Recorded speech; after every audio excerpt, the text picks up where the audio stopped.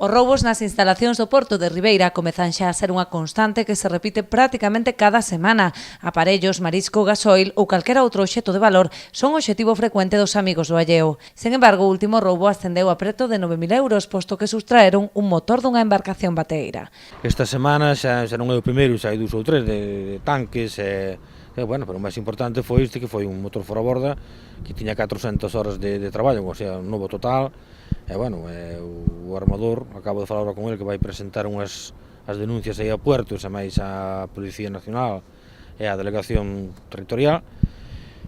Bueno, un malestar terrible. Ayer mismo, cando iban para a mesilla, se tropezou co problema que lle faltaba o motor, bueno, os compañeiros dos outros barcos dixeronlle que fora con ele, que non perdía o día de ir traballar e tal, pero o problema é que son casi 8.500 euros que lle vale o motor, e agora outros 8.500 que ten que gastar a maiores para poder ejercer o seu traballo, non?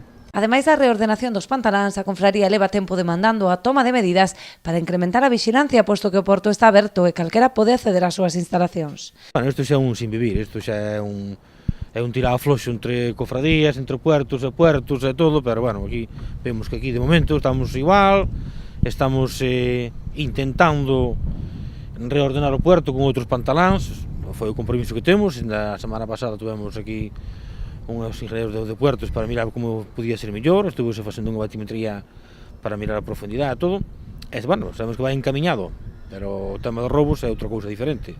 Sabemos que o puerto cada día está máis aberto, estamos máis desprotegidos, en vez de estar máis protegidos, bueno, xa non sabemos como facer, se dormir nos barcos xa todo o día, sí que facemos. Tras comprobar a escasa efectividade das cámaras de vídeo, reclaman a incorporación de persoal de vixilancia, especialmente na quenda de noite, para evitar así a visita dos cacos.